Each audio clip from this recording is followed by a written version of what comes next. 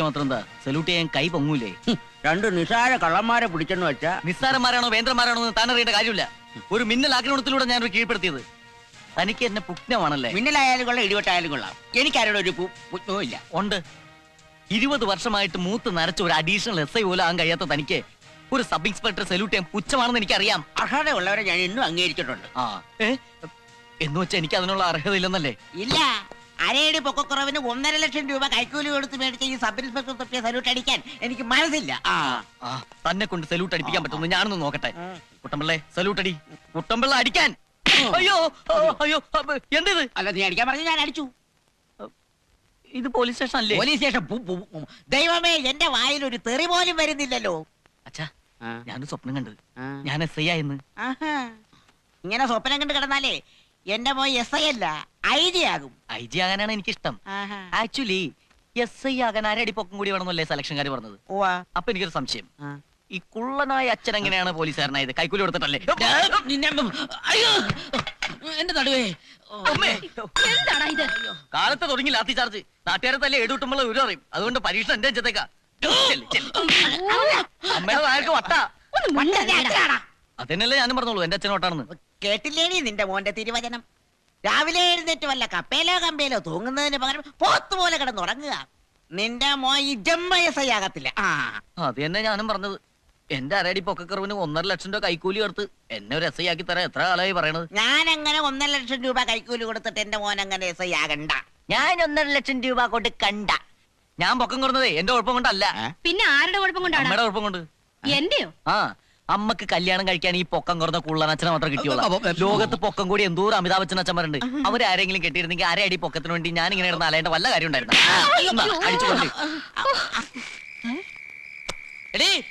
ഇവന്റെ ഒറ്റ സാധനം ഈ വീട്ടിൽ ഇനി കണ്ടുപോരുത്. അളിയ അളിയ എന്ത് പണിയാ കാണിക്കുന്നത്? എന്റെ വീട്ടിൽ വന്ന് എന്റെ സാധനങ്ങൾ വലിച്ചെറിയുന്നോ? ഇന്നു മുതൽ ഇത് നിന്റെ വീടല്ല, എന്റെ വീട്. എന്ന് വെച്ചാ നിന്റെ സഹോദരിയുടെ ഭർത്താവായ എന്റെയും കൂടെ വീട്.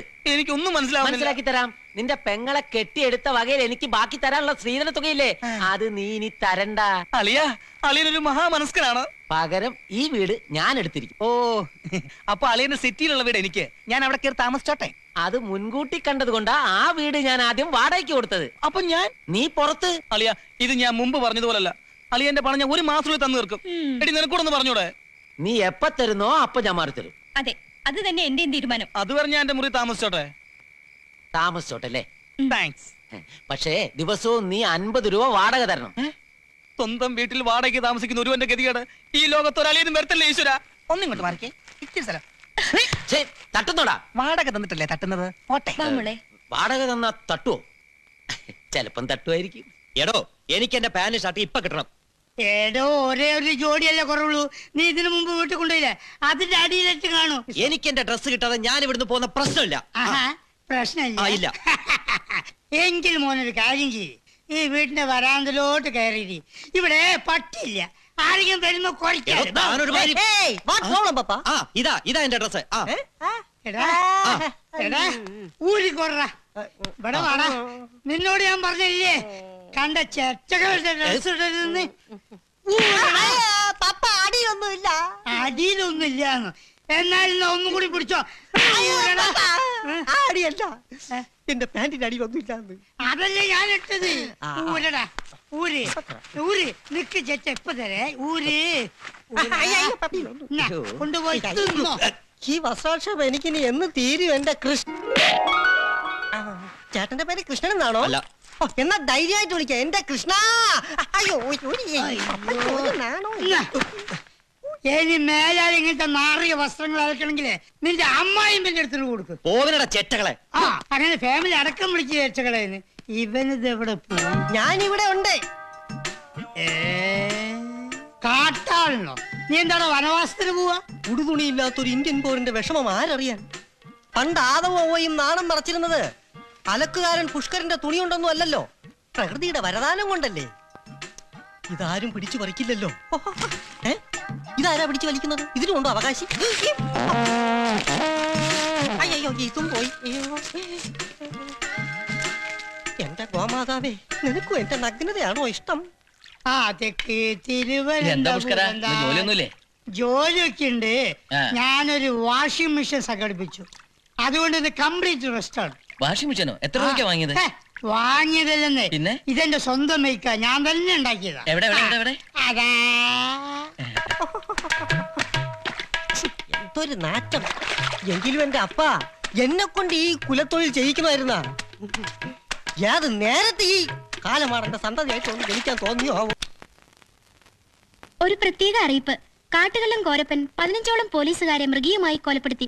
ചന്ദ്രക്കൊള്ളയും മറ്റും നടത്തി വന്ന കോരപ്പന്റെ വേട്ട കൂടുതൽ നാശത്തിലേക്ക് വഴിതെളിക്കുന്നതിനാൽ ഗവൺമെന്റ് പുതിയൊരു നിലപാട് കൈക്കൊണ്ടു. കോരപ്പനെ ജീവനോടെ അല്ലാതെ പിടിച്ചു കൊടുക്കുന്നവർക്ക് 40 ലക്ഷം രൂപ ഗവൺമെന്റ് റിവാർഡ് പ്രഖ്യാപിച്ചു. അറിയിപ്പുകൾ കഴിഞ്ഞു. എടാ അതൊന്ന് ഓഫാക്കടാ. ഓഫാക്ക്. ഞാനൊരു ഐഡിയ തരാം. എന്താ? കോരപ്പനെ നിങ്ങൾ പിടിക്കുന്നു. ഈ തള്ളക്ക് ഭ്രാന്ത് പിടിച്ചെന്നാ തോന്നുന്നത്. എടാ പിടിച്ചു കൊടുത്താൽ കിട്ടുന്നത് 40 ലക്ഷം രൂപയാ. അതോടെ നിങ്ങൾ ലക്ഷപ്രഭുക്കളാകുന്നു. ലക്ഷപ്രഭുക്കള് അതിലും ഭേദം കിഡ്നി വിറ്റ് കാശാക്കുന്നതാ. വേണ്ട വേണ്ട, കാട്ടിക്കിടന്ന് എത്താലേ നമ്മുടെ ഡെഡ് ബോഡിയൊന്നും തിരിച്ചിട്ടില്ല. അത് കാട്ടുമൃഗങ്ങൾ പോയിട്ട് കോരപ്പം പോലും തിന്നൂല. എടാ മണ്ടന്മാരെ, ജീവിതം ഒന്നേ ഉള്ളൂ. റിസ്ക് എടുത്താലേ എന്തെങ്കിലും ആവാൻ പറ്റൂ. ഇങ്ങനെ കഷ്ടപ്പെട്ട് ജീവിക്കുന്നതിനേക്കാൾ നല്ലത് കോരപ്പന്റെ കൈകൊണ്ട് മരിക്കുന്നതാണ്.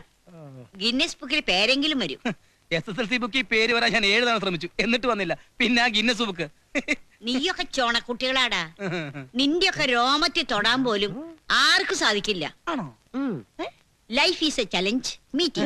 ശരിയാ, ചാവുന്നെങ്കിൽ ചാവട്ടെ. എനിക്ക് എന്റെ മുറപ്പെണ്ണിനെ കിട്ടണം. എനിക്ക് എന്റെ സഹോദരി അന്തസ്സായിട്ട് ഇറക്കി വിടണം. എനിക്ക് DGP ആകണം. നീ നേരത്തെ എസ് ആവണമെന്നല്ല പറഞ്ഞു. അത് കാശിടുന്നതിന് മുമ്പല്ലേ? ഓ. ഇനി എനിക്ക് DGP തന്നെ. എനിക്ക് എന്തൊക്കെയോ ആവണമെന്നുണ്ട്. ആയിക്കോ ആയിക്കോ. പക്ഷെ ജീവിതം ഒന്നല്ലേ ഉള്ളൂ. ഞാനില്ല. ഇവന് പേടിയാ. പേടി നിന്റെ അച്ഛൻ. എന്റെ അന്ത്യം കോരപ്പന്റെ കൈ കൊണ്ട് ആവരുതെന്ന് എനിക്ക് നിർബന്ധമുണ്ട്. നീ വരലെങ്കിൽ വേണ്ട. 40 ലക്ഷം രൂപ വേണ്ടി ഞങ്ങള് കാട്ടിപ്പോവാ. അപ്പൊ ഞാനോ? നീ ജീവിതകാലം മുഴുവൻ നാട്ടുകാരുടെ വിഴുപ്പലക്കി കൊണ്ട് ഇവിടെ കഴിഞ്ഞോ? എന്നെ ഒറ്റയ്ക്കാക്കിട്ട് നീയൊക്കെ മാത്രം അങ്ങനെ സൂഹിക്കണ്ട.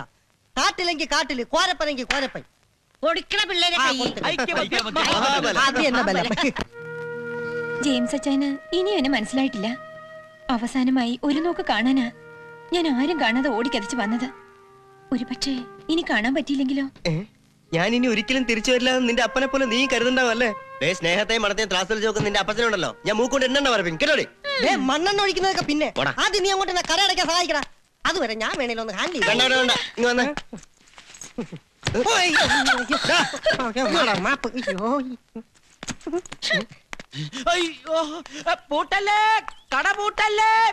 ശശി, നിന്റെ അളിയൻ.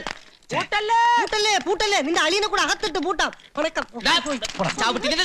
മാറ്റും. ആരോട് ചോദിച്ചിട്ടാടാ കട പൂട്ടുന്നേ? എന്റെ കട ഇഷ്ടമുള്ള പൂട്ടും ഇഷ്ടമുള്ള അതൊക്കെ പണ്ട്. ഇനി എന്നോട് കൂടി ചോദിച്ചിട്ട് വേണം തുറക്കാനും പൂട്ടാനും. താക്കോലെടുക്കടാ. അതെന്തിനാ? സ്ത്രീധന തുക ഈടാക്കുന്നത് വരെ നിന്റെ പേരിലുള്ള സർവ്വവിധ സ്ഥാപന ജംഗമ സ്വത്തുക്കളും ഞാൻ പിടിച്ചെടുത്തിരിക്കുന്നു. പിടിച്ചെടുക്കാൻ തന്നെ കോടതിയോ? അതേടാ, നീയൊക്കെ കാട്ടുപോയാൽ ആ കോരപ്പന്റെ കൈ കൊണ്ട് ചാകും തീർച്ച. പിന്നെ എന്റെ പണം ആര് തരും? അതുകൊണ്ട് കട ഇനി ഞാൻ നടത്തിക്കോളാം. എന്റെ പൊന്നളിയ, സിറ്റിയിൽ അളിയന്റെ കട കുളവാക്കിയ പോലെ ഇതും പൂട്ടിക്കണോ? പൂട്ടിക്കും പൂട്ടിക്കും. എന്നിട്ട് ഞാൻ നിന്റെ പെങ്ങളെ വെച്ചൊരു പുതിയ ബിസിനസ് സ്റ്റാർട്ട് ചെയ്യും. എന്റെ പൊന്നളിയ, ചതിക്കല്ലേ? അതേടാ, നല്ല ഒന്നാം തരം ഒരു ബ്യൂട്ടി പാർലർ. കൊള്ളാം, ഗുഡ് ഐഡിയ. അളിയ ഒരു കാര്യം കൂടെ ചെയ്യും. ഒരു ഐസ്ക്രീം പാർലർ തുടങ്ങി. എന്നിട്ട് നാട്ടിലുള്ള പ്രമുഖന്മാരെയൊക്കെ വിളിച്ചാ അളിയനെ പെട്ടെന്ന് പെൺവാണി പക്കം ചെയ്യണം. അങ്ങനെ കട തിരിച്ചും കിട്ടും.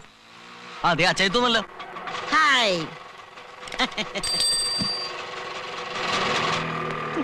സോറി, ഞാൻ ലേറ്റ് ആയില്ലല്ലോ. ലേശം വൈകിയതേ ഉള്ളൂ. പോടാ പിടിയടാ. നിങ്ങൾ 4 പേര് പോകുന്നു എന്നല്ലേ പറഞ്ഞത്? അതെ. പിന്നെ ഏതാണ് ഈ തവള? അയ്യോ വേണ്ട വേണ്ട വേണ്ട, തവളയല്ല. നമ്മുടെ ശശിയുടെ അളിയനാ. ഓ, ഇവനാണ് ആ പ്രശ്നക്കാരൻ. എടാ, പെണ്ണിനെ കെട്ടി തന്നാ മാത്രം പോരാ, നിനക്ക് പണം വേണം അല്ലടാ. മതി. ശശിയുടെ കടയുടെ താക്കോൽ ഇയാൾ മേടിച്ചു വെച്ചേക്കുവാ. എടുക്കട താക്കോല്, എടുക്കടാ. എടുക്കടാ. ഇനി മേലാൽ ഈ ഏരിയയിൽ ഇതിനെ കണ്ടുപോകരുത്. ഓടണതണ്ടി. ട്രൈ മക്കളെ, try. Life is a challenge.